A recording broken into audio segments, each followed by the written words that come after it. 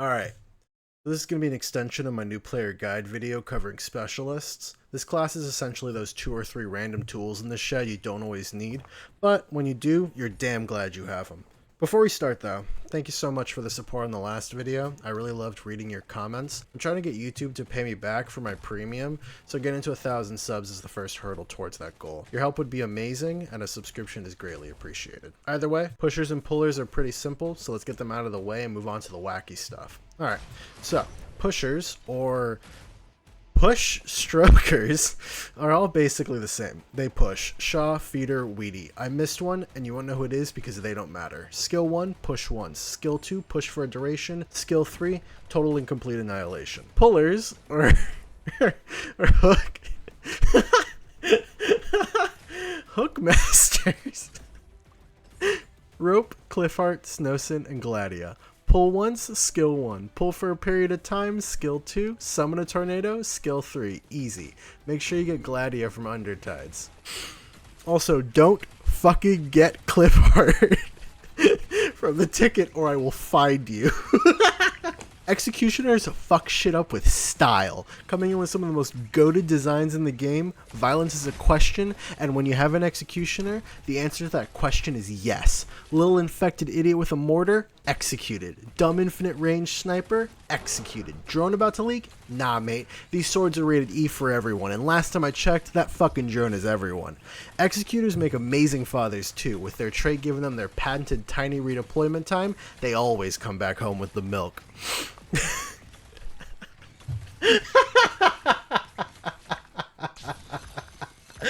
Alright, all executioners may have the same goal, but they accomplish it in plenty of different ways. So, starting with the rat. Gravel completely sidesteps everything I just said.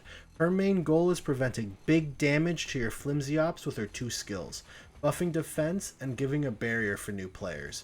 Gravel's #1 purpose is abusing Arknight's whack-ass targeting system by placing her to tank heavy range shots or stall a big spooky lad for like 6 seconds because you mistimed your heavy hitter's skill. Project Red is the first executioner you're probably going to encounter, coming out of the 4-character 5-star selector.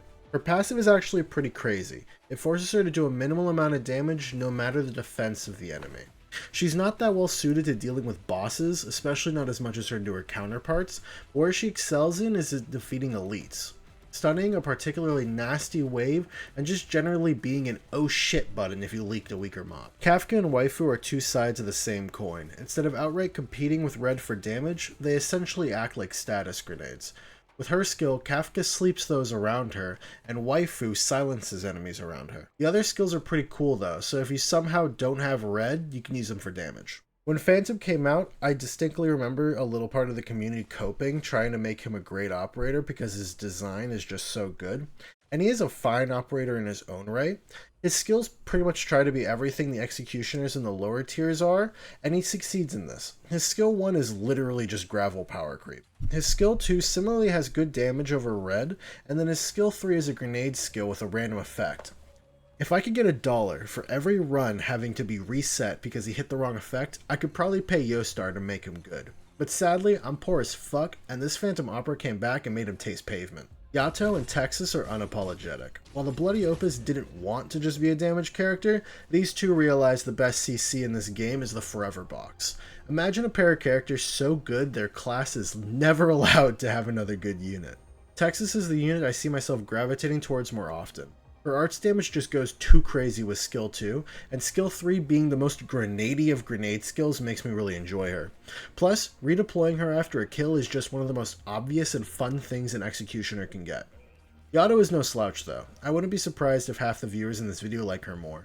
Her skill 2 is true AoE and ignores any ASPD slow skills or status effects, and her skill 3 absolutely shreds entire lanes and thick bosses. Now I know I said that Kafka and Waifu were grenades, but Thermex literally is. That man fucking dies.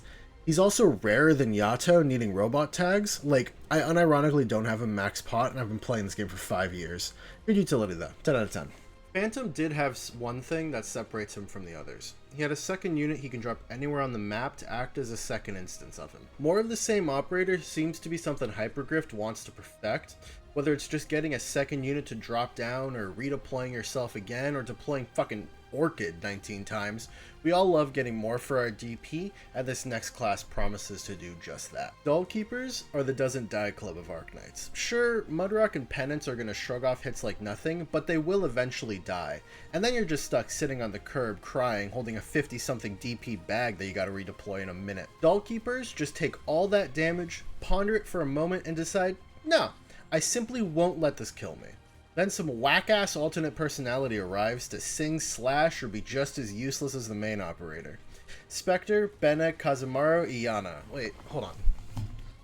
Isn't that green fucking guy a doll keeper? Oh shit. Well, the wiki forgot about him, so I'm gonna do that too. Bene was the first doll keeper and gives us the baseline for what this class wants to accomplish. They've got a substitute that comes out on death, and then after a time, the original operator comes back and responds. These substitutes try their best not to die, having pretty decent health stats and 0 block, but they can only even be hit by ranged enemies. Bene herself does physical damage, and her substitute's gonna come back and do magical damage. You can see the gist of how Arknights wants you to use her. Each skill removes some HP, ensuring the substitutes will always be out doing their thing. Kazemaru bucks this trend by bringing out her substitute while she's still alive. However, the substitute doesn't do arts damage. What you'll notice from these two is that the substitutes are just generally not that desirable. And yeah, okay, they probably won't die, but they might as well be dead with their subs doing barely any meaningful damage.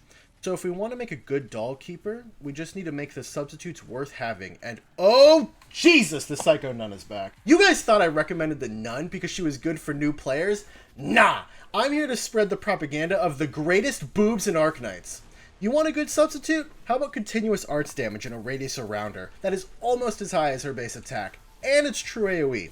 This wacky underwater lassie comes in with 2 awesome skills for 2 different playstyles.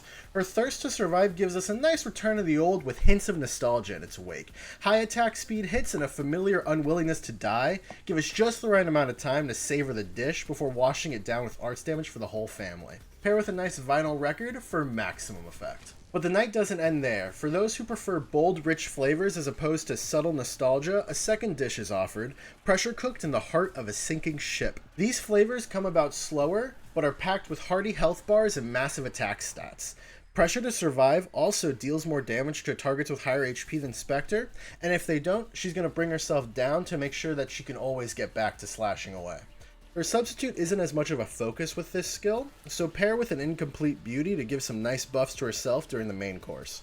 Spectre is really good, not just because she hits hard and does big damage, but because she justifies being a doll keeper.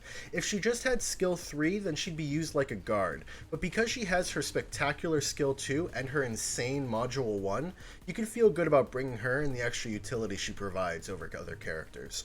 Iana came out after Spalter and thus needed to differentiate herself from the pack. She couldn't just be another damage dealer like Bene and Kaze, and she definitely couldn't out Pizza the Hut, so she decided to do something completely different. Iana's substitute goes first in this case, not attacking, but when it's hit, it primes the enemy with Fragile, allowing the real Iana to come out and do her deeps. She also brings some decent utility, being able to reveal invisibility with her skill 2. Doll Keepers as a whole are a pretty mid-archetype if you don't have the Spectre, but if you do have the Spectre, then you're going to be having a lot of fun throwing her in and out, watching her dance between her 2 different forms. Alright, and with that we covered this batch of specialists. We got our pullers, our pushers, our executors, and doll keepers.